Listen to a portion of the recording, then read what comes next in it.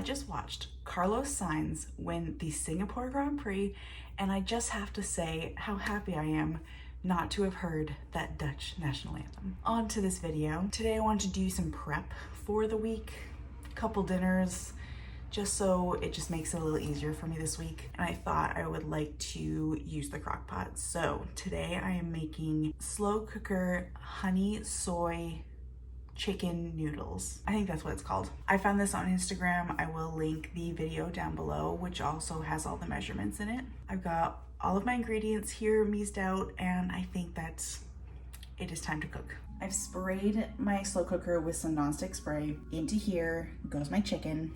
I have seasoned my chicken, boneless, skinless chicken thighs. You can use breasts, but I really don't love to use chicken breasts in slow cookers. I think that they dry out way too fast and easily.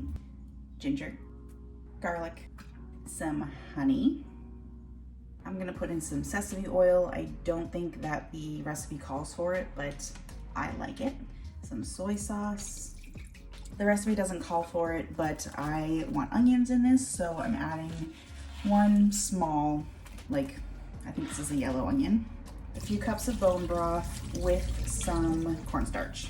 I'm gonna make sure everything is covered and coated, and that's it for now. I'm gonna put the cover on this and put it on high for 4 hours, and we'll see it later. It's been about 3 hours and I had an idea.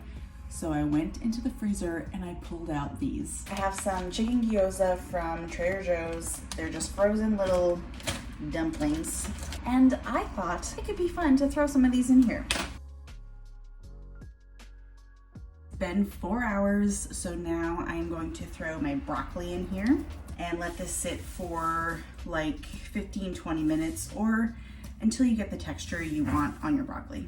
And while I'm at it, I'm going to grab this chicken and start shredding it up. Ooh, my little gyoza are doing very well. This chicken is so tender, look, it just falls apart. All right, we're just about there, and I pretty much took all of the gyoza out. They were done and I wanted a snack, so they're not really in here except for the ones who kind of fell apart. But it's okay. They were very delicious, by the way. Last step here, I'm going to just zhuzh it up a bit. And then I just have a couple of packets of ramen noodles. I just snapped them in half and I'm just going to nestle them in here. And you're just gonna cook this until they're all absorbed with that liquid. I'm not using the packets of flavor. It doesn't need it. You can if you want to, but it really doesn't need it. Every couple of minutes, I like to just kind of come in here and start to separate the noodles and bury them even more, just so they'll cook a little more evenly and faster, because I want to eat it now. I've tested a noodle and we are good to go. Look how much thicker this got. All that liquid is absorbing into these noodles and it's going to be so good. I cannot wait to try this. And now I have dinner for at least definitely most of the week. I've plated it up, and to finish it off, I'm gonna put on some fresh green onions that I just chopped up. I actually want some of the broth in here as well, so I'm going to just ladle a bit in here. Oh yeah, that's the stuff. Look how good that looks. Can't wait to dig in.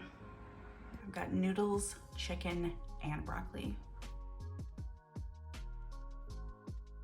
The flavors in there are so good. That chicken is delicious. It's amazing what a difference it makes with dark meat and white meat chicken. The noodles are actually perfect.